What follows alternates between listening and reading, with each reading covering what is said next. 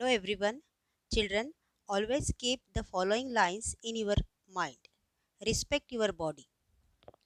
Always maintain fixed biological clock of your body.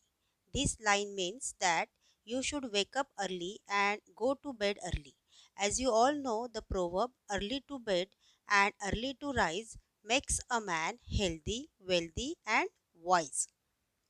Fuel your body. Eat healthy and nutritious food so that your body will work efficiently. Challenge your body. Each day, set small goals and try to accomplish them. Move your body. Exercise daily. Children, keep in mind every moment you breathe in and out, every cell in your body is working to keep you alive. So, love your body and cherish your life. Let us discuss three questions given on page number 8 of science textbook. Question number 1. How can we observe personal hygiene? One should have good habits of personal cleanliness. Example, take a bath every day. Wear clean and washed clothes. Washing hands with antibacterial soaps after visiting the toilet. Never to defecate or urinate in the open. Littering of the place should never be done. Garbage and unwanted materials should not be randomly thrown. Not to spit in the open places. We should also remember to isolate us when we are sick. Going in public places during infections can make others sick too by cross infections. The fruits and vegetables should be washed and kept clean before consuming. The water should be filtered and boiled before drinking. The food that we consume should be homemade, clean, hygienically prepared and covered to avoid infections. Question number 2. Why should we drink boiled water in rainy season? During rainy season, the water from surrounding regions seep into the water bodies which may supply us drinking water. Due to this, water gets contaminated. Such contaminated water can cause diseases like typhoid, hepatitis or jaundice, diarrhea, dysentery, enteritis, etc. Drinking water should be germ free, disinfected and clean. By boiling the water, all the germs are killed. Therefore, during rainy season, water should be boiled before drinking. Question number 3. Why the clean hands drive is run in schools? There are many germs on the dirty, unclean hands. If these germs enter our body through mouth, they can cause many diseases of the alimentary canal. Therefore, keeping the hands clean is of utmost necessity. For this purpose, Clean Hands Drive is run in the schools.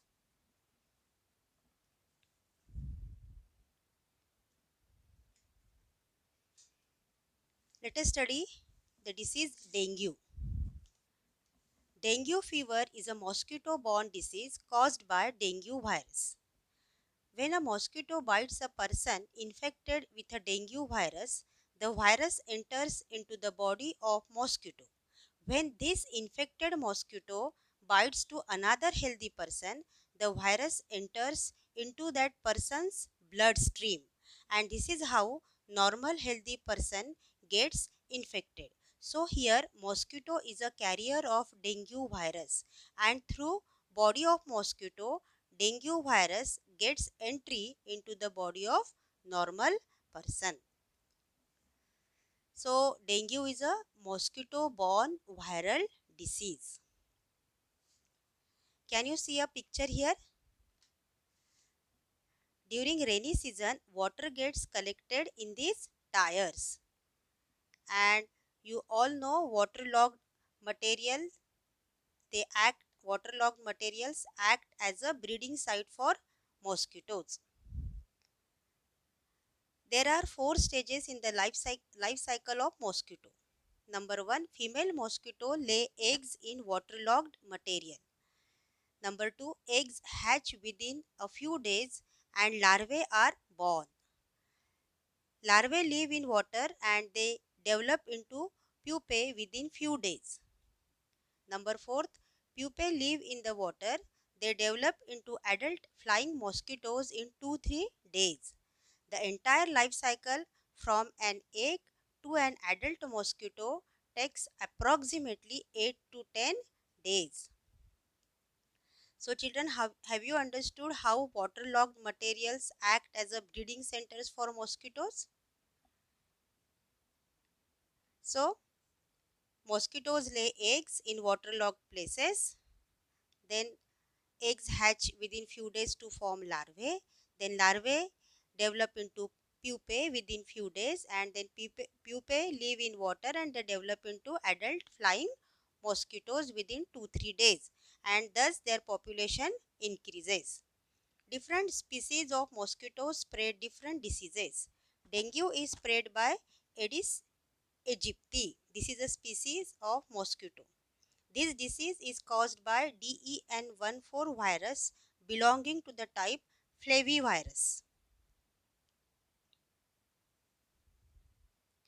Symptoms. Symptoms of dengue disease: acute fever and headache, vomiting. Pains in eye socket is very prominent symptom. Decrease in platelet count that may lead to internal hemorrhage. Hemorrhage means internal bleeding. So if platelets are reduced drastically, then internal bleeding may take place. So what are the symptoms? Acute fever and headache, vomiting, pains in eye socket is a very prominent symptom, and decrease in platelet count that may lead to internal bleeding.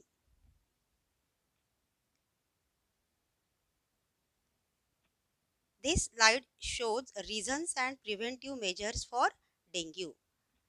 Can you write about various preventive measures to be taken in these empty boxes? Let us see the answer. Various preventive measures regarding dengue are listed here. Number 1, observe a dry day once a week. Cover stored water. Keep the water tank of cooler dry so that mosquitoes will not breed. Keep your body covered with long sleeves and trousers so as to avoid mosquito bite.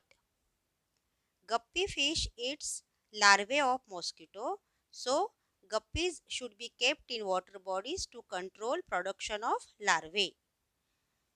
Then fumigation is a method that completely fills an area with gaseous pesticides or insecticides so as to kill the pests or insects within that area. So fumigation is done, and use of mosquito repellent coil.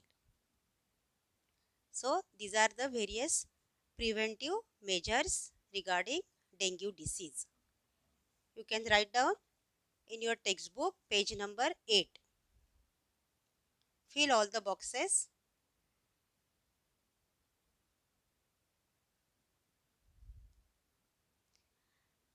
Children, you know malaria is spread by female Anopheles mosquito while elephantiasis is spread by female Culex mosquito. In elephantiasis or lymphatic filariasis, arms and legs can swell and becomes much bigger than they should be.